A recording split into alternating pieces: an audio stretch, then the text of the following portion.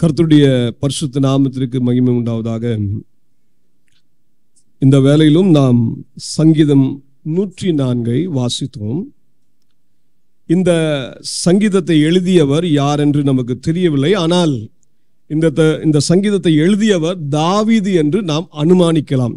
ஏன் அப்படி சொல்லுகிறேன் என்று சொன்னால், இதற்கு முந்தின சங்கீதமாகிய 103 நீங்கள் வாசிக்கும் பொழுது அதனுடைய ஆரம்ப வரிகள் பாருங்க, என் ஆத்துமாவே கர்த்தரை ஸ்தோத்திரி என்று சொல்லி ஆரம்பிக்கிறத பார்க்கிறோம். அதே போல இங்க முடிவையும் நீங்க கவனிங்க, என் ஆத்துமாவே கர்த்தரை ஸ்தோத்திரி என்று சொல்லி 2 சங்கீதங்களிலும் முடிக்கிறதும் அவ்வண்ணமாகவே முடிக்கப்படுகிறபடினாலே, அந்த நடைகள் ஒத்து கொண்டு போகிறபடினாலே, ஒரு சமமாய் இருக்கிறபடினாலே இந்த சங்கீதத்தை தாவீது பக்தன் எழுதியிருக்கலாம் என்று நாம் அனுமானிக்கலாம். முந்தின 103வது சங்கீதத்திலே நாம் வாசிக்கும் பொழுது சங்கீதக்காரனாகிய தாவீது ஆண்டவருடைய நன்மைகளை, ஆண்டவருடைய காருண்யத்தை, ஆண்டவருடைய கிருபைகளை கொண்டாடுகிறவராய், அதற்கு தேவனுக்கு மகிமை செலுத்துகிறவராய் காணப்படுகிறார். அவருடைய தனிப்பட்ட வாழ்க்கையிலே கர்த்தர் செய்த நன்மைகளை எண்ணி பார்த்து ஆண்டவருக்கு நன்றி சொல்லுகிறவராய் காணப்பட்டார். இந்த சங்கீதத்தில் வாசிக்கும் பொழுது, இந்த சங்கீதத்தில் அவர் தேவனுடைய மகத்துவத்தை குறித்து கொண்டாடுகிறவராய் காணப்படுகிறார். தேவனுடைய வல்லமையையும் மாட்சிமையையும் அவருடைய இறையாண்மையையும் போற்றுகிறவராய் காணப்படுகிறார். இங்கே நாம் வாசிக்கும் பொழுது இந்த கண்ணோட்டத்தோடு நாம் தியானிக்க தேவன் தாமே நமக்கு கிருபை செய்வாராக. முதலாவது வசனத்தை கவனிங்க, என் ஆத்துமாவே கர்த்தரை ஸ்தோத்திரி, என் தேவனாகிய கர்த்தாவே நீர் மிகவும் பெரியவராயிருக்கிறீர். என் ஆத்துமாவே நீ கர்த்தரை ஸ்தோத்திரி. இன்னைக்கு நம்முடைய ஆத்மாவை பார்த்து நாம் சொல்லணும், என் ஆத்மாவே நீ கர்த்தரை துதி. ஏன் அவளை துதிக்கணும் அப்படின்னு சொன்னா, என் தேவனாகிய கர்த்தர் பெரிய தேவன். அவர் எப்படிப்பட்டவர்னா சிருஷ்டிகர்த்தா, அவர் உருவாக்குகிறவர். அவர் எப்படி இந்த உலகத்தெல்லாம் உருவாக்கி இருக்கிறார் என்று சொன்னா, இதனுடைய 24 வசனத்தை கவனிங்க, சங்கீதக்காரர் அதை குறிப்பிடுகிறார். கர்த்தாவே உமது கிரியைகள் எவ்வளவு திரளாயிருக்கிறது, அவைகளை எல்லாம் நீர் ஞானமாய் படைத்தீர், பூமி உம்முடைய பொருள்களினாலும் நிறைந்திருக்கிறது. அப்ப இங்க சங்கீதக்காரன் சொல்றாரு, ஆண்டவரே நீர் யார்? ஞானமாய் உருவாக்குகிறவர், சிருஷ்டிகர்த்தா. இன்னைக்கு நாம் தேவனை ஆராதிக்கும் பொழுது இந்த வண்ணமாய் தான் ஆராதிக்கணும். ஆண்டவர் பார்த்து சொல்லு, நீர்தான் என் சிருஷ்டிகர்த்தா. ஏசாயா தீர்க்கனிடம் நீங்க கேட்டீங்கன்னா, ஏசாயா தீர்க்கன் சொல்லுவாரு, கர்த்தாவே நீர் எங்களுடைய பிதா, நாங்கள் களிமண், நீர் எங்களை உருவாக்குகிறவர், நாங்கள் அனைவரும் உமது கரத்தின் கிரியை அப்படின்னு சொல்லி அருமையாக பாடுவார். ஆண்டவரே உம்முடைய கரத்திலே நாங்க இருக்கிறோம், ஒரு மண்ணை போல இருக்கிறோம். நீர் உருவாக்குகிறவர், எங்களை உருவாக்குகிற கர்த்தர். இன்னைக்கு தேவனுடைய பிள்ளைகளே, நாம் இன்றைக்கு ஆண்டவரை ஆராதிக்கும் போது சொல்லணும், ஆண்டவரே நீர் சிருஷ்டிகர்த்தா, எங்களை படைத்த தேவன். அவருடைய படைத்த தேவனுக்கு முன்பாக நம்ம என்ன செய்யணும்? பணிந்து குனிந்து ஆராதிக்கணும், தொழுது கொள்ளணும். இதற்காக தான் தேவன் நம்மை உருவாக்கியும் இருக்கிறார். அப்போ இந்த சங்கீதத்துல சங்கீதக்காரன் தேவனை சிருஷ்டிகர்த்தாவாக குறிப்பிட்டு, அவர் பெரிய தேவன் என்று சொல்லிவிட்டு அழகாக அவருடைய சிருஷ்டிப்பை விவரித்து பாடுகிறவராய் காணப்படுகிறார். முதலாவது வசனத்திலிருந்து 4ஆம் வசனம் வரைக்கும் நீங்க வாசிப்பீங்கன்னா, அதுல அவர் தேவனுக்கு, தேவனுடைய மகத்துவத்திற்காக, தேவனுடைய வல்லமைக்காக, அவருடைய மாட்சிமைக்காக மகிமை செலுத்துகிறதை நாம் பார்க்கிறோம். பாருங்க எப்படி சொல்ற பாருங்க, என் தேவனாகிய கர்த்தாவே நீர் மிகவும் பெரியவராயிருக்கிறீர், நீர் மகிமையையும் மகத்துவத்தையும் அணிந்து கொண்டிருக்கிறீர், ஒளியை வஸ்திரமாக தரித்து வானங்களை திரையை போல விரித்திருக்கிறீர், தமது மேல் வீடுகளை தண்ணீர்களால் மச்சு பாவி, மேகங்களை தமது ரதமாக்கி காற்றினுடைய செட்டைகளின் மேல் செல்லுகிறார், தம்முடைய தூதர்களை காற்றுகளாகவும் தம்முடைய ஊழியக்காரரை அக்னி ஜுவாலையாகவும் செய்கிறார். முதல்ல சங்கீதக்காரன் சிருஷ்டிகர்த்தாவாகிய தேவனை எப்படி பார்க்கிறார்னா, ஒரு பயங்கரமான ஒரு வல்லமையுள்ள ராஜாவாக, சக்கரவர்த்தியாக பார்க்கிறார். அதனால்தான் சொல்றாரு, நீர் வல்லமையுள்ளவர், நீ பெரியவர் சொல்லிட்டு சொல்றாரு, நீர் மகிமையையும் மகத்துவத்தையும் என்ன செஞ்சிருக்கிறீர், அணிந்து கொண்டிருக்கிறீர். அப்போ ஆண்டவருடைய அந்த ராஜாவினுடைய அந்த வஸ்திரத்தை கவனிங்க. எப்படிப்பட்ட வஸ்திரம் இருக்கு? மகத்துவம், கனம் பொருந்திய, அந்த மகிமை பொருந்திய அந்த வஸ்திரத்தை அவர் அணிந்திருக்கிறார். அதே போல ஒளியை வஸ்திரமாக தரித்து வானங்களை திரையை போல விரித்திருக்கிறார். அப்ப அவருக்கு வஸ்திரம் எது? ஒளி அவருடைய வஸ்திரம்.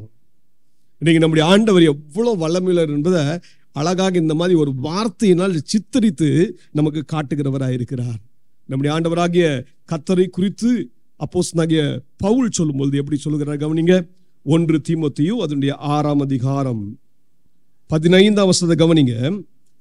அவரே நித்தியானந்தமுள்ள ஏக சக்கராதிபதியும் ராஜாதி ராஜாவும் கர்த்தாதி கர்த்தாவும் ஒருவராய் சாவாமையுள்ளவரும் சேரக்கூடாத ஒளியில் வாசம் பண்ணுகிறவரும் மனுஷரில் ஒருவரும் கண்டிராதவரும் காணக்கூடாதவருமாய் இருக்கிறவர், அவருக்கே கனமும் நித்திய வல்லமையும் உண்டாயிருப்பதாக.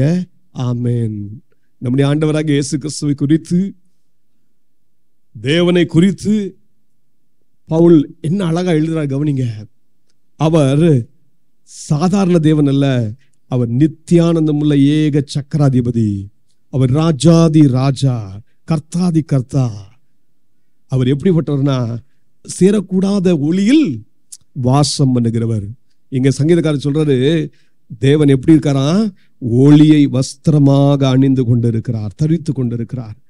அப்புறமா வானங்களை என்ன செஞ்சிட்டாரா? திரையை போல விரிச்சிருக்கிறார். இதெல்லாம் சங்கீதக்காரன் எங்க பேசுறான்னா, மேல் உலகத்தை குறித்து பேசிட்டு இருக்கார். தேவனாகிய கர்த்தர் தம்முடைய பரலோகத்தில் வீற்றிருக்கிறார். பரலோகத்தில் அவர் அவர் அவர் அங்கிருந்து ஆளுகை செய்து கொண்டிருக்கிறார். அவர் என்ன செஞ்சிருக்காரு? அவர் வஸ்திரத்தை அழகா தரிச்சிருக்கிறாரு. என்ன அது முதல்ல காட்சியை காட்டுறாரு பாருங்க. அடுத்த காட்சி காட்டுறாரு, ஒரு விரிப்பு போட்டிருக்காரா. என்ன போட்டிருக்காரு? விரிப்பு போட்டிருக்காரு. அது என்ன விரிப்பு? வானங்களை திரையை போல விரித்திருக்கிறார். ஆதியாகமம் 1ஆம் அதிகாரம் 7ஆம் வசனம். தேவன் ஆகாய விரிவை உண்டு பண்ணி, ஆகாய விரிவுக்கு கீழே இருக்கிற ஜலத்திற்கும் ஆகாய விரிவுக்கு மேலே இருக்கிற ஜலத்திற்கும் பிரிவு உண்டாக்கினார். அது அப்படி ஆயிற்று. இவன் பாருங்க, நல்ல ஒரு காரியத்தை வச்சிருக்காரு. ஆண்டவர் என்ன செஞ்சாரு? ஒரு விரிவு போட்டார், ஆகாய விரிவு.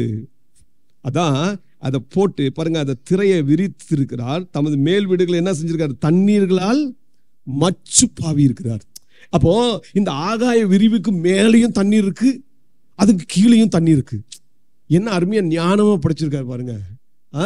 இந்த மேல இருக்கிற நம்ம ஹெவன் சொல்றோம், இந்த ஸ்கை சொல்றோம், இதுதான் ஆகாய விரிவு. இது ஒரு கம்பளி போல, ஒரு விரிப்பு போல போட்டிருக்காரு. இதுக்கு மேல என்ன வச்சுட்டாரு? தண்ணியை வச்சுட்டாரு. இதுக்கு கீழேயும் தண்ணி வச்சுட்டார். இது இப்படி அழகா படைக்கிறவர் யார்? இப்படி சிருஷ்டிக்கிற தேவன் நமக்கு உண்டு பாருங்க. அந்த தேவனுக்காக நம்ம நன்றி சொல்லணும், தேவனுக்கு மகிமை செலுத்தணும். அதான் சொல்றாரு, உங்களுடைய மேல் வீடுகளை என்னவா பண்ணிட்டு? தண்ணீர்களால் மச்சு பாவி, மேகங்களை தமது ரதமாக்கி. அடுத்தது என்ன சொல்றாரு? எதை அவருடைய ரதமா மாத்திட்டாரா? மேகங்களை ரதமாய் மாற்றி. நீங்க ஆண்டவராகிய கர்த்தரை பார்த்தீங்கன்னா, அவரு இறங்கும் பொழுது எதுல தான் இறங்குறாரு? மேகங்கள்ல தான் இறங்குறார். சீனாய் மலையில ஆண்டவராகிய கர்த்தர் இறங்கினார்.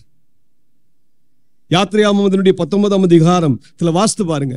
சீனாய் மலையில கர்த்தர் மேகங்களோட கார் மேகத்தோட அப்படியே சூழ்ந்து கொண்டது. அந்த மேகம் அங்கதான் கர்த்தர் இறங்குறார். அங்கதான் மோசையோட பேசுறார். சீனாய் மலையில இறங்கின தேவன் மேகங்கள் மேல அது பயணம் செய்து வந்த தேவன் என்ன செய்யறாரு? சீனாய் மலையில மோசையின் மூலமாக தேவ பிள்ளைகளுக்கு தம்முடைய பிரமாணத்தை கொடுத்தார். இதேவனமாய் நீங்க புதிய ஏற்பாடுல பார்க்கலாம். எங்க மேகங்கள் மேல அப்படியே இறங்கினார் அப்படின்னு சொன்னா, அந்த காட்சியை எங்க பார்க்குறோம் கேட்டீங்கன்னா, தாபோர் மலையில தான் பார்க்குறோம். எந்த மலையில பார்க்குறோம்? தாபோர் மலையில.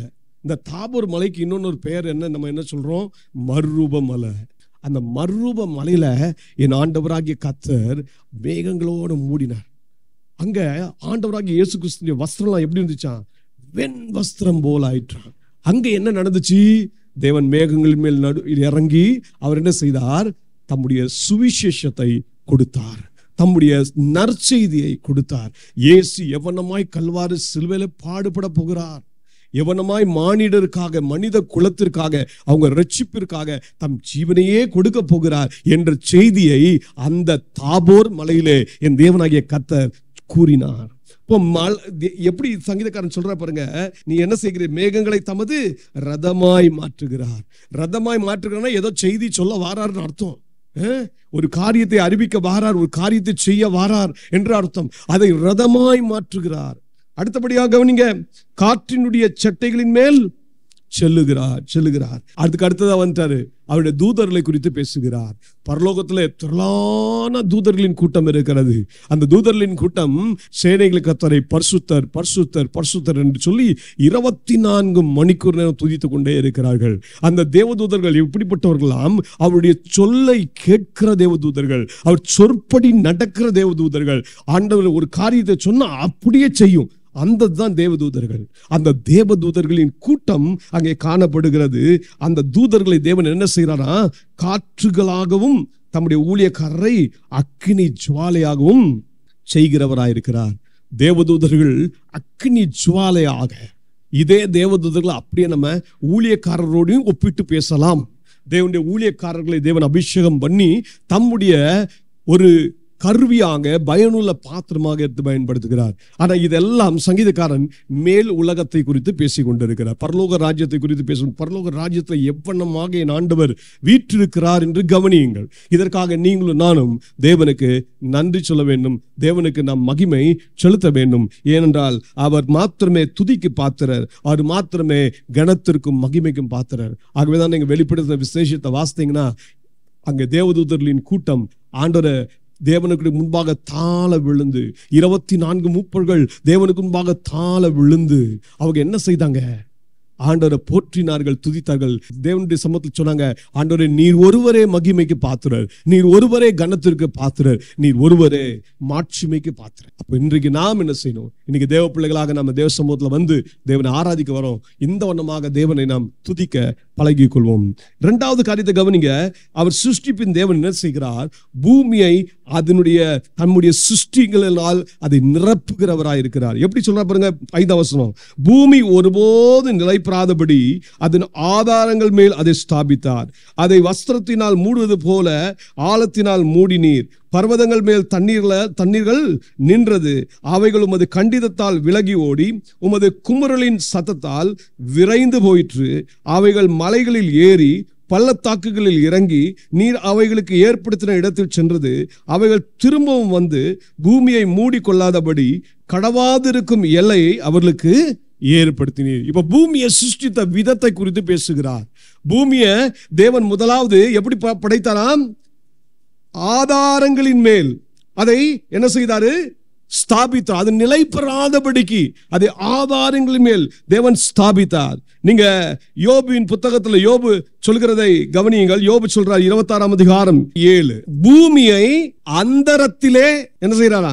தொங்க வைக்கிறார். எங்க தொங்க வைக்கிறார்? அந்தரத்திலே தொங்க வைக்கிறார். இன்னும் அழகா பேதுரு சொல்லும்போது என்ன சொல்றார் கவனிங்க. 2 பேதுரு 3ஆம் அதிகாரம் அதனுடைய 5ஆம் வசனம், பூர்வ காலத்தில் தேவனுடைய வார்த்தையினாலே வானங்களும் ஜலத்தினின்று தோன்றி ஜலத்தினாலே நிலை கொண்டிருக்கிற பூமியும் உண்டாயின வென்பதையும். நல்லா கவனிங்க, இங்க சொல்ற அந்தரங்கத்துல தொங்க விட்டுருக்காரு. அந்தரங்கத்தை தொங்க விட்டுருக்காருன்னா அது அப்படியே விழுந்துட போறது இல்ல, அழகா சேஃபா தான் இருக்கு. இங்க பேதுரு சொல்றாரு ஜலத்தினின்று தோன்றி ஜலத்தினாலே நிலை கொண்டிருக்கிற பூமின்னு சொல்றாரு. பார்த்தீங்களா எவ்வளவு நல்ல தேவன் நம்முடைய தேவன், எவ்வளவு அழகாக படைச்சிருக்க பூமியை. அந்த பூமியை படைச்சிட்ட பிறகு அடுத்தது என்ன செஞ்சிட்டாரு? அதை ஆழத்தினால அதை மூடி வச்சிருக்காரு. அடுத்தது அதுல கவனிங்க, பர்வதங்களின் மேல் தண்ணீர்கள், பர்வதங்களை சிருஷ்டிக்கிறார். அதன் மேல தண்ணீர் அங்கிருந்து வருகிறது. அதே போல அந்த தண்ணீர்களை உருவாக்குன விதத்தை பற்றி பேசுறாரு. அவருடைய சத்தத்தினால எவ்வளவு அழகா அது விரைந்து போகுதுன்னு பாருங்க. ஏதாவது ஒரு தண்ணீர் அங்கங்க நின்றுச்சா? நிற்காது. எல்லாம் அவருடைய ஒரு ஒரு வார்த்தையின்படி நடக்கிறது. தண்ணீர்கள் எல்லாம் அந்த ஊற்று வந்து அந்த மலையிலேருந்து அந்த ஊற்றுகள் வந்து என்ன செய்யுது? அப்படியே கீழே போய் அப்படியே தன்னுடைய பாதையில் ஓடி எங்க போய் விழுது? கடல்ல போய் விழுது. அப்போ கடல்ல விழுந்துட்ட பிறகு திருப்பி வருதா பேக்கு? இல்ல. ஏன்? ஆண்டவர் என்ன செஞ்சிருக்காரு? அவைகள் திரும்பவும் வந்து பூமியை மூடிக்கொள்ளாதபடி என்ன செஞ்சிட்டாரா? கடவாதிருக்கும் எல்லையை அவைகளுக்கு ஏற்படுத்தி வச்சுட்டாரு. இப்ப எவ்வளவு நல்ல தேவன் பாருங்க. நமக்காக இவ்வளவு செய்யறாரு. வேற யாருக்கும் இல்ல. யாருக்காக? நமக்காக. நினைச்சு பாருங்க. அப்படியே நதி அப்படியே புரண்டு வந்து அப்படியே அப்படியே கடல்ல போய் திருப்பி கடல் பேக் நமக்கு வந்துருச்சுன்னு நினைச்சுக்கோங்க. என்ன ஆகும்? நம்ம நிலைமை என்ன ஆகும்? ஆனா என் தேவன் எவ்வளவு ஞானமா சிருஷ்டித்திருக்கிறார். இன்னைக்கு வரைக்கும் மெர்னா பீச்ல இருந்து தண்ணி என்ன செய்யல? நம்ம சென்னையை மூடல. ஆமேன். பாதுகாத்து வந்திருக்காரு. இத்தனை ஆண்டுகளா நம்மளால ஒரு சின்ன விஷயத்த ஒரு 5 வருஷம் கூட காப்பாற்றி வைக்க முடியல. ஆனா என் ஆண்டவராகிய கர்த்தர் பல ஆயிரக்கணக்கான வருஷமாக இந்த கடல்களை அப்படியே சொல்ற அந்த அப்படியே கடல் நிக்குது. இன்னைக்கு தேவனுக்கு நீங்களும் நான் நன்றி சொல்லணும். நம்ம ஆராதிக்கிற ஆண்டவர் அத்தனை ஞானம் உள்ளவர். அதனால சங்கீதக்காரர் சொல்றாரு, ஞானத்தினாலே உருவாக்கினார். ஞானத்தினால இப்படி அந்த பூமியை உருவாக்குறார். பூமியில பர்வதங்களை உருவாக்குறார். பர்வதங்கள்ல இருந்து தண்ணீரை நதிகளை உருவாக்குறார். நதிகள்ல இருந்து கடலை உருவாக்குறார். அந்த கடலை கடவாதபடிக்கு நமக்கிட்ட வந்து நம்மளை சேதப்படுத்தாதபடிக்கு ஒரு எல்லையை குறிச்சு வச்சுட்டாரு. கடலை இவ்வளவுதான் வா, அவர் சொல்ல ஆகும், கட்டளை இருக்கும். அவர் சொன்னா வந்துடும், சொல்லனா அங்கேயே நிற்கும். சுனாமி கூட வந்துச்சு. அப்படியே கடலால வந்து அப்படி சும்மா அடிச்சுட்டு போச்சு. ஒரே நாள்ல பேக் டு பெவிலியன். திரும்பி அப்படியே பேக் ஓடிடுச்சு. திரும்பி அதே மாதிரி சுனாமி வந்துட்டே இருக்கா. ஒவ்வொரு நாளும் வந்துட்டே இருந்தா என்ன ஆகும்? நம்ம யாருமே உயிரோடு இருக்க மாட்டோம். கரெக்ட் தானே?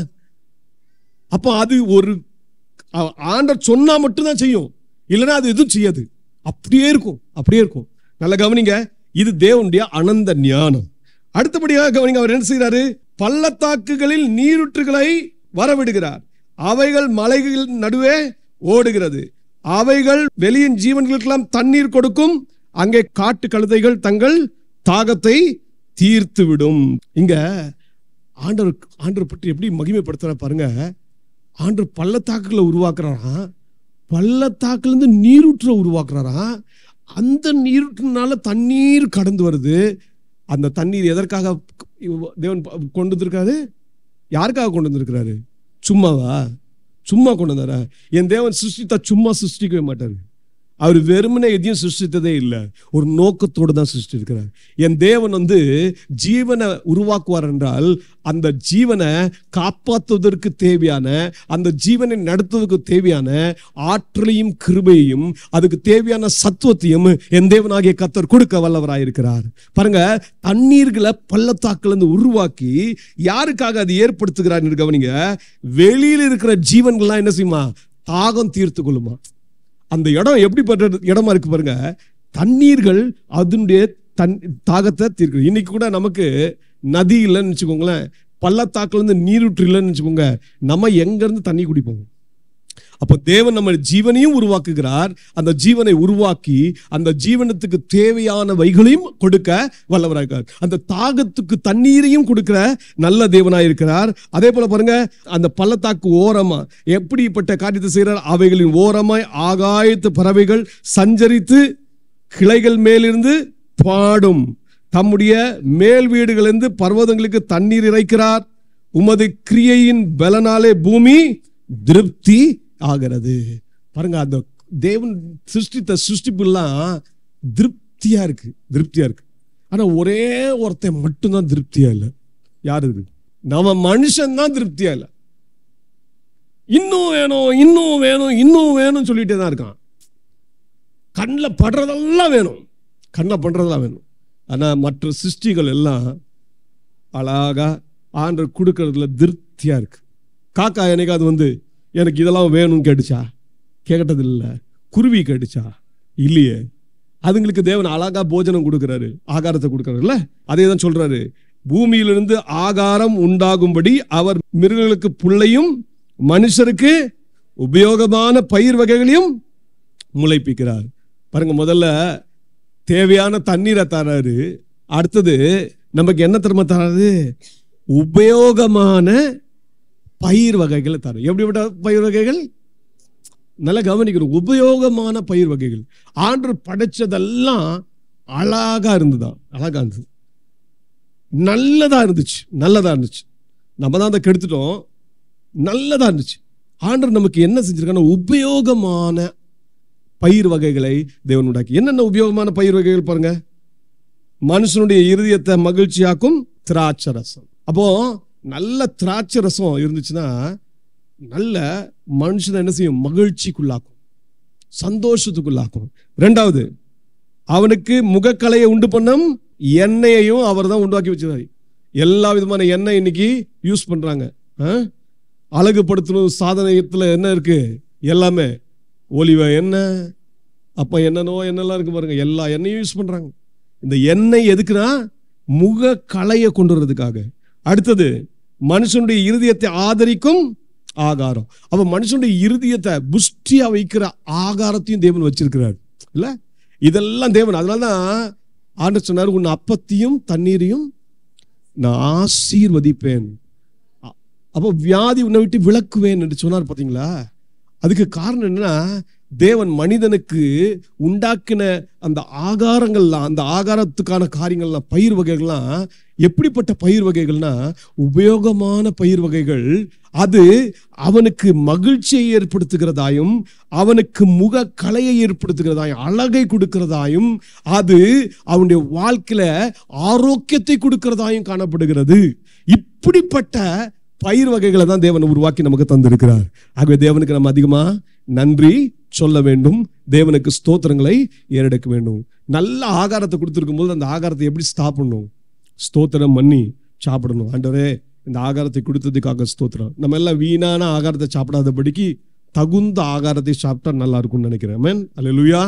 நமக்கு தேவன் தகுந்த ஆகாரத்தை கொடுத்திருக்கிறார். உபயோகமான பயிர் வகைகளை கொடுத்திருக்கிறார். இதெல்லாம் சாப்பிட பழகுங்க. இதுக்காக தேவனுக்கு நன்றி சொல்லுங்க. இதெல்லாம் நமக்கு ஏன் எழுதி வச்சிருக்கிறாருன்னா, இதெல்லாம் நம்ம கடைபிடிக்கணும்னு சொல்லிட்டு எழுதி வச்சிருக்கிறாரு. ஆனா நமக்கு இன்னைக்கு என்ன சாப்பிட்றோம்? நீங்க நல்ல பொருட்களை நல்ல விதமா சாப்பிட்டீங்கன்னா அது உங்களுக்கு நல்ல ஆரோக்கியத்தையும் கொடுக்கும், மகிழ்ச்சியும் கொடுக்கும், அழகை கொடுக்கும். என்ன கொடுக்கும்? அழகை கொடுக்கும்.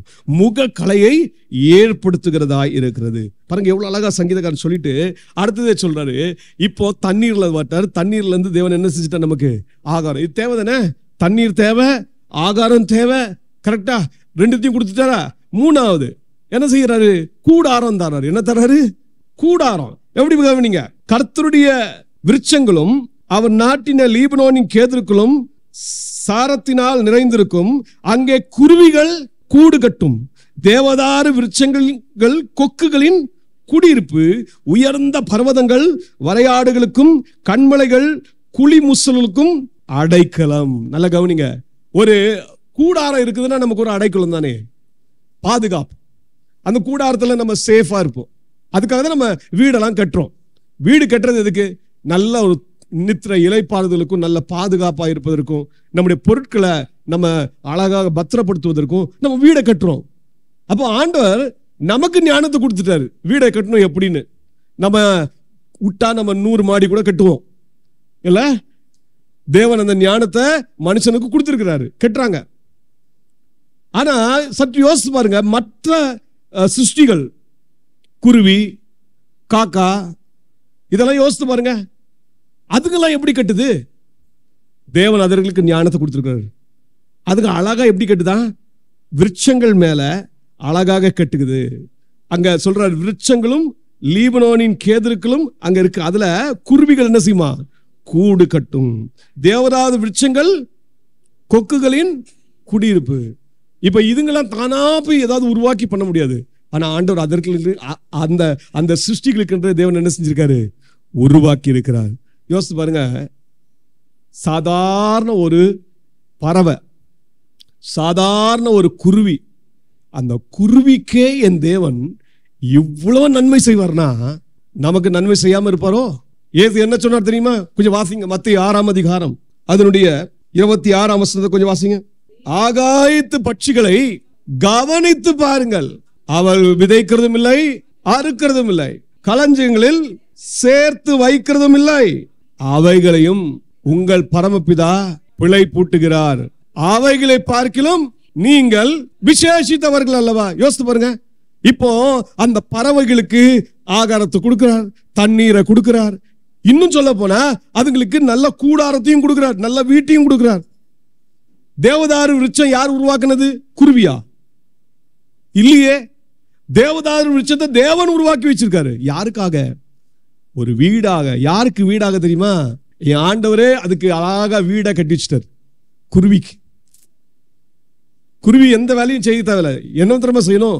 அந்த விருட்சத்துல போயிட்டு இடத்த பார்த்து அங்க மட்டும் அழகா கொஞ்சம் அதுக்கு மெத்தெல்லாம் வச்சு சூப்பரா ஒரு வீடை கட்டணும். அவ்வளவுதான் வேலை. அதுங்க அதுக்குன்னு சொல்லிட்டு சிமெண்ட் கொண்டு வரணும், கடப்பாறை கொண்டு வந்து கொத்தணும், அந்த வேலையெல்லாம் கிடையாது. ஏன்னா ஆண்டவர் அவர்களுக்கு உருவாக்கி வச்சுட்டாரு. ஏன்னா அந்த ஜீவன்களை எப்படிப்பட்ட ஜீவன்னா பலவீனமான சிறிய ஜீவன்கள். அந்த சிறிய ஜீவன்களுக்கு என் தேவனே ஆகாரத்தை கொடுக்கிறார், என் தேவனே தண்ணீரை கொடுக்கிறார், என் தேவனே அவர்களுக்கு வீடை கொடுக்கிறார். அப்படிதான் இயேசு சொல்றாரு, இந்த குருவிகளுக்கு நான் இவ்வளோ செய்வேனா உங்கள் பரமபிதா உங்களுக்கு செய்ய மாட்டாரா? நீங்கள் பரமபிதாவுக்கு எப்படிப்பட்டவர்கள்? விசேஷித்தவர்கள். அதனால்தான் அவர் இன்னும் அதுல 32வது வசனத்தை கொஞ்சம் கவனிங்க. என்ன அழகா சொல்றாரு மத்தேயு 6:32.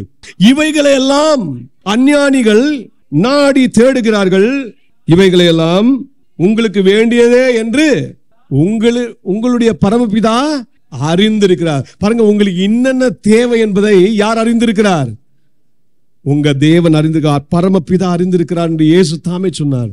எதுக்கு சொல்கிறேன்? இன்னைக்கு தேவனை ஆராதிக்கும் போது இந்த மன்னமாய் ஆராதிங்க. ஆண்டவரே, என் தேவைகளை அறிந்தவரே, என்னை விசாரிக்கிற நல்ல தெய்வமே, உமக்கு நன்றி என்று சொல்லி இன்னைக்கு தேவனை மகிமைப்படுத்துங்க, தேவனை ஆராதிங்க. உங்களுடைய நல் ஆரோக்கியத்தை குறித்து அவர் மிகவும் கண்ணும் கருத்துமாயிருக்கிறார். விசாரிக்கிற தேவன். உங்களுடைய ஆகார தேவையா, அதை அவர் விசாரிக்கிறவராயிருக்கார், அதை கொடுக்கணும்னு விரும்புகிறார். உங்களுக்கு தண்ணீர் தேவையா, அதை கொடுக்கணும்னு விரும்புகிறார். உங்களுக்கு நல்ல ஒரு வீடு தேவையா, அது தேவன் கொடுக்கணும்னு விரும்புகிறார். அவர் உங்களுடைய எல்லா தேவைகளையும் சந்திக்கிறார். ஆனா அவர் என்ன தெரியுமா சொன்னார்? ஒரு கண்டிஷன் வச்சாரு. முதலாவது தேவனுடைய ராஜ்யத்தையும் அவருடைய நீதியும் தேடு, அப்பொழுது இவைகள் எல்லாம் உனக்கு கூட கொடுக்கப்படும். நம்ம எல்லாம் என்ன செய்யறோம்? கூட கொடுக்க போறதை போயிட்டு நாமே போய் பிடுங்கணும்னு பாக்குறோம், நாமே போய் பறித்து கொள்ளணும்னு பாக்குறோம். அது தவறு. நாமே பெற்றுக்கொள்ளணும்னு விரும்புறோம், அது தவறு. அது செய்யாம முதலாவது தேவனுடைய ராஜ்யத்தையும் அவருடைய நீதியை தேட பழகுங்க. ஆண்டவருக்கு கனத்தை கொடுக்க பழகுங்க, ஆண்டவருக்கு மகிமையை கொடுக்க பழகுங்க. ஒன்று சொல்லட்டும், அப்படி செய்வீர்கள் என்றால் தேவன் உங்களுக்கு என்று என்னென்ன தேவையோ அதை அழகாக தருகிறவராய், அது ஏற்ற வேலையில தருகிறவராய் காணப்படுகிறார். அதை தான் இங்க சங்கீதக்காரன் நமக்கு அழகாக விவரித்து காட்டுகிறார். அதுக்கு பிறகு பாருங்க, அவர் எப்படி தேவனை மகிமைப்படுத்துறாரு. 19ஆம் வசனத்துல இருந்து 24ஆம் வசனத்தை கவனிச்சீங்கன்னா அதுல சொல்றாரு, சந்திரனை கால குறிப்புகளுக்காக படைத்தார், சூரியன் தன் அஸ்தமனத்தை அறியும், நீர் இருளை கட்டளிடுகிறீர், ராக்காலமாகும், அதிலே சகல காட்டு ஜீவன்களும் நடமாடும், பாலசிங்கங்கள் இறைக்காக கர்ஜித்து தேவனால் தங்களுக்கு ஆகாரம் கிடைக்கும்படி தேடும், சூரியன் உதிக்கையில் அவைகள் ஒதுங்கி தங்கள் தாவரங்களில் படுத்துக்கொள்ளும், அப்பொழுது மனுஷன் சாயங்காலம் மட்டும் தன் வேலைக்கும் தன் பண்ணைக்கும் புறப்படுகிறான், கர்த்தாவே உமது கிரியைகள் எவ்வளவு திரளாய் இருக்கிறது என்று சொல்லி அழகாக என்ன சொல்றாருன்னா, ஆண்டவர் சந்திரனை சூரியனை படைத்ததின் நோக்கத்தை சொல்றார். ஏன் ஆண்டவர் படைச்சாரு? சந்திரனை சூரியனெல்லாம் படைச்சதுக்கு நோக்கம், அதை வைத்து நாம் கால குறிப்பு அறிந்து கொள்ள வேண்டும். காலத்தை நாம் கணிப்பதற்காக தேவன் எதை வச்சிருக்காரு? சந்திரனையும் சூரியன். இன்னைக்கு வரைக்கும் சந்திரன் சூரியன் வச்சுதான் கால கணிப்பே நடக்குது. லூனார் கேலண்டர், சோலார் கேலண்டர் என்று 2 கேலண்டர்கள் உண்டு. நம்ம எல்லாம் எந்த கேலண்டர்ல வரோம்? சோலார் கேலண்டர் வரோம். யூதர்கள்லாம் எந்த கேலண்டர்ல வராங்க? லூனார் கேலண்டர்ல வாங்க. அப்போ மூன் வச்சு சந்திரனை வச்சு அவங்க கணிக்கிறாங்க, நம்ம சூரியனை வச்சு கணிக்கிறோம். ஆகவே இந்த காலத்தை நாம கணிப்பதற்காக தேவன் எதை உருவாக்கினாரு? சூரியனையும் தேவன் சந்திரனையும் உருவாக்கினார். சரி, இது உருவாக்கிட்ட பிறகு இதனால என்ன நன்மை நமக்கு கிடைக்குது? நம்ம வேலைக்கு போற நேரம் என்னன்னு தெரியும், எப்போ திரும்பி வரணும்னு தெரியும். ஆகவே நம்ம சிஸ்டமேட்டிக்காக ஒழுக்கமாக நம்முடைய வாழ்க்கையை நடத்துவதற்கு இந்த கால கணிப்பு நமக்கு தேவைப்படுகிறது. அதனால்தான் நமக்கு கொடுக்கப்பட்ட காலத்தை என்ன செய்யணுமா? ஆதாயப்படுத்திக் கொள்ளணும், அதை பிரயோஜனப்படுத்திக் கொள்ளணும். நீங்க காலத்தை வீணடிச்சிட்டீங்கன்னா போச்சு. அதனால்தான் இரவு நேரத்தில் என்ன செய்வாங்களாம்? தூங்குவாங்களாம், காலை நேரத்தில் நல்ல வேலை செய்வாங்களாம். ஆகவே நல்லா கவனிங்க, தேவன் இரவு காலை என்ற அழகான ஒரு காரியத்தை தேவன் அமைத்து வைத்திருக்கிறார். அவருடைய அமைப்புக்காக நன்றி சொல்லுங்க. அதுக்கு பிறகு பாருங்க, அடுத்ததாக அவர் சொல்றாரு 25ஆம் வசனத்தை கவனிங்க. பெரிதும் விஸ்தாரமான இந்த சமுத்திரமும் அப்படியே நிறைந்திருக்கிறது, அதிலே சஞ்சரிக்கும் சிறியவைகளும் பெரியவைகளுமான எண்ணிறந்த ஜீவன்கள் உண்டு, அதிலே கப்பல்கள் ஓடும், அதிலே விளையாடும்படி நீர் உண்டாக்கின திமிங்கலமும் உண்டு, ஏற்ற வேளையில ஆகாரத்தை தருவீர் என்று அவைகள் எல்லாம் உம்மை நோக்கி காத்திருக்கும், நீர் கொடுக்க அவைகள் வாங்கிக் கொள்ளும், நீர் உம்முடைய கையை திறக்க அவைகள் நன்மையால் திருப்தியாகும். அடுத்தது பூமியிலிருந்து நேரா எங்க போயிட்டாரு? சமுத்திரத்துல போயிட்டாரு. சமுத்திரத்துல திரளான ஜீவன்கள் இருக்கு. இன்னைக்கு கூட நம்ம பார்க்கறதெல்லாம் ரொம்ப கம்மி. நிறைய ஜீவன்கள் இன்னும் நமக்கு தெரியல. எத்தனையோ, அதாவது கடல் ஆழத்துல பல ஜீவன்கள் இருக்கு, பல ஜீவன்கள் இருக்கு. அப்போ அந்த ஜீவன்கள் திமிங்களும் இருக்கான், அது அழகா விளையாடுதான், அது மேல கப்பல் ஓடுது, இதெல்லாம் இருக்கு. இந்த மிருக ஜீவன்களுக்கும் தேவன் என்ன செய்யறாரு? ஆகாரத்தை கொடுக்கிறாரு. அவைகளால் அது என்ன செய்யுது? திருப்தி ஆகிறது, நன்மையால் திருப்தி ஆகிறது. இன்னைக்கு தேவன் ஒரு திமிங்கலத்துக்கும் ஒரு சமுதிரத்தில் இருக்க ஜீவராசிகளுக்கும் தேவன் கையை திறந்து கொடுப்பார் என்றால், உங்களையும் என்னையும் தம்முடைய சாயல்ல படைத்திருக்கிறாரே, நம்மை தம்முடைய ரத்தத்தினால மீட்டெடுத்திருக்கிறாரே, நமக்கு செய்யாமல் இருப்பாரோ? அவருடைய கையை திறந்தா நம்ம நன்மையால் திருப்தி ஆகும். இன்னைக்கு தேவ பிள்ளைகளே, இன்னைக்கு தேவனை என்ன ஒண்ணுமா ஆராதிக்கணும்னா, ஒரு திமிங்கலத்துக்கே தேவன் செய்வார் என்றால், சமுத்திரத்தின் ஜீவராசிகளுக்கு இப்படி செய்வார் என்றால், நமக்கு செய்யாமல் இருப்பாரோ? அதனால்தான் ரோமர்ல எழுதும்போது அப்போஸ்தலனாகிய பவுல் சொன்னார், ரோமர் 8ஆம் அதிகாரம் அதனுடைய 32ஆம் வசனம் 33ஆம் வசனத்தை வாசித்து பாருங்க. தேவன் தம்முடைய குமாரனையே நமக்கு கொடுத்து விட்டார். குமாரன் கொடுத்து விட்ட பிறகு மீதி எல்லாம் கொடுக்காமல் இருப்பாரோ? நம்முடைய தேவைகள் எல்லாம் அவருக்கு தெரியும், அவருக்கு நிச்சயம் தருவார். அப்போ அவருடைய கையை திறந்தா நன்மை, அந்த நன்மையினால நம்ம என்ன ஆகும்? திருப்தி ஆகும். இப்படி சொல்லிட்ட பிறகுதான் அடுத்தது ஆண்டுடைய இறையாண்மையை காட்டுகிறார். பாருங்க, அவருடைய ஆளுமையை காட்டுகிறார். எப்படி காட்டுறாரு? 28ஆம் வசனத்தை கவனிங்க.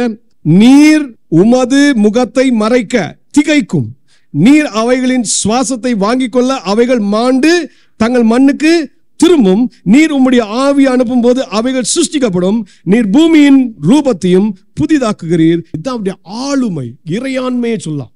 அவருடைய சர்வ வல்லமையுள்ள அந்த தன்மையை நமக்கு காட்டுகிறது. அவர் சொன்னா நடக்கும். அவர் தம்முடைய ஆவி அனுப்பினா ஜீவன் வரும். அவர் பூமியை என்ன செய்யறாரு? அதனுடைய ரூபத்தையே மாற்றி புதிதாக்குகிறவராய் காணப்படுகிறார். அவர் வரும்பொழுது எல்லாம் அதிரும். அந்த அளவுக்கு வல்லமை என் தேவனிடத்தில் உண்டு. ஆகவேதான் நம்ம இன்னைக்கு ஆராதிக்கும் பொழுது எப்படிப்பட்ட தேவனை ஆராதிக்கிறோம்? சர்வ வல்லமையுள்ள தேவனை நம்ம ஆராதிக்கிறோம். அவருக்கு முன்பாக நம்ம வீட்டிருக்கிறது நமக்கு கிடைத்த பெரிய பாக்கியம். இப்படி சொல்லிட்டு தான் அழகாக சங்கீதக்காரன் இந்த சங்கீத பாடலை எப்படி முடிக்கிறார் கவனிங்க. அவர் முடிக்கிற விதத்தை கவனிங்க. 31ஆம் வசனம் முதல் 35ஆம் வசனம் வரைக்கும் வாசித்தீங்கன்னா, முதல்ல கர்த்தருக்கு அவர் மகிமை செலுத்துகிறார். எப்படி மகிமை செலுத்துகிறார்? கர்த்தருடைய மகிமை என்றென்றைக்கும் விளங்கும், கர்த்தர் தம்முடைய கிரியைகளின் மேல் மகிழ்வார், அவர் பூமியை நோக்கி பார்க்க அது அதிரும், அவர் பர்வதங்களை தொட அவைகள் புகையும் என்று சொல்லி ஆண்டவருக்கு மகிமை செலுத்துகிறவராயிருக்கிறார்.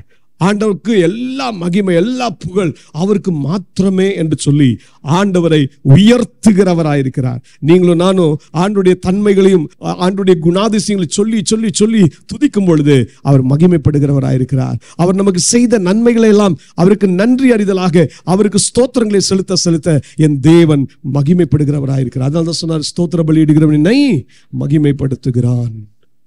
இது முதலாவது சங்கீதக்காரன் செய்யறார். இன்னைக்கு நாமும் அதான் செய்யணும். முதல் காரியம், கர்த்தருக்கு மகிமையை செலுத்தணும். இரண்டாவது, நான் உயிரோடு இருக்கும் மட்டும் என் கர்த்தரை பாடுவேன், நான் உள்ளளவும் என் தேவனை கீர்த்தனம் பண்ணுவேன், நான் அவரை தியானிக்கும் தியானம் இனிதாயிருக்கும், நான் கர்த்தருக்குள் மகிழ்வேன். இரண்டாவது சொல்றாரு, நான் கர்த்தருக்குள் மகிழ்ச்சியா இருப்பேன். நீங்க கர்த்தருக்குள் மகிழ்ச்சியா இருப்பது எங்க தெரியுமா? தேவனுடைய கூடாரத்திலே தான். தேவனை துதிக்கிற இடத்துல தான் நீங்க தேவனுக்குள் கர்த்தருக்குள் மகிழ்ச்சியா இருக்க முடியும். ஏன்னா கர்த்தர் தம்முடைய சத்துவத்தினாலும் தம்முடைய வல்லமையினாலும் தம்முடைய பலத்தினாலும் அங்கேதான் உங்களை இடை கட்டுகிறவராய் நிரப்புகிறவராய் இருக்கிறார். ஆகவேதான் சொல்றாரு, ஆண்டவரே நான் உயிரோடு இருக்க மட்டும் என்ன செய்வேன்? உம்மை பாடுவேன், கர்த்தாவே உம்மை பாடுவேன், உம்முடைய நாள் உள்ளளவும் என் தேவனை கீர்த்தனம் பண்ணுவேன், அவரை தியானிக்கும் தியானத்தினால அது என் இருதயம் நிறைந்திருக்கும், அது எனக்கு இனிதாயிருக்கும் என்று சொல்றாரு. இப்படிதான் கர்த்தருக்குள் மகிழ்ச்சியா இருக்கிறேன்னு சொல்றேன். இன்னைக்கு நீங்க எப்படி மகிழ்ச்சியா இருக்கிறீங்க? நீங்க கர்த்தருடைய நன்மையை எல்லாம் பார்த்துட்டீங்க, கர்த்தருடைய வல்லமையை பார்த்துட்டீங்க, கர்த்தருடைய மாட்சிமையை பார்த்துட்டீங்க, அவருக்கு மகிமை செலுத்துறீங்க. மகிமை செலுத்துகிற நீங்க தேவனுக்கு எப்பொழுதுமே நன்றி செலுத்துறீங்களா? எப்பொழுதுமே தேவனுக்கு ஸ்தோத்திரங்களை செலுத்துறீங்களா? தேவன் அதை விரும்புகிறவராயிருக்கிறார். அப்படி நீங்க ஸ்தோத்திரம் செலுத்தும் போது ஒன்று சொல்லட்டும், சங்கீதக்காரனை போல நாமும் சொல்லலாம், நான் கர்த்தருக்குள் மகிழ்ச்சியா இருப்பேன். நான் கர்த்தருக்குள் மகிழ்ச்சியா இருப்பேன். தேவனை ஆராதிப்பது நமக்கு மகிழ்ச்சியாய் மாறட்டும். தேவனுக்கு நன்றி செலுத்துவது நமக்கு மகிழ்ச்சியாய் மாறட்டும். கடைசியில இப்போ என்ன சொல்றாருன்னா, தேவனை துதிக்கிற எனக்கு மகிழ்ச்சி தான். ஆனா யாருக்கு பயங்கர ஏற்படும்?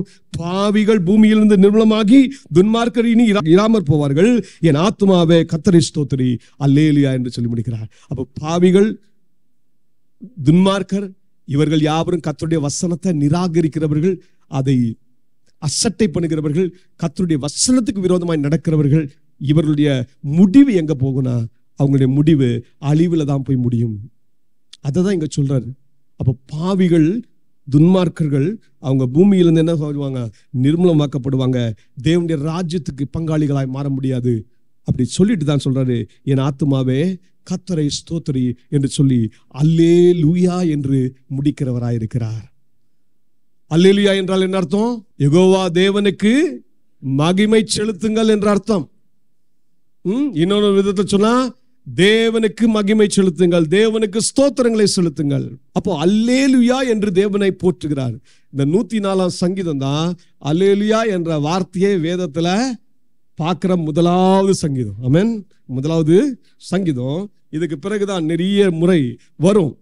ஸோ வேதத்துல மொத்தமே பரிசுத்த வேதாகமத்தில் பழைய ஏற்பாடு புதிய ஏற்பாடு எடுத்தீங்கன்னா சுமார் 28 முறை அல்லேலூயா என்ற வார்த்தை பயன்படுத்தப்படுகிறது.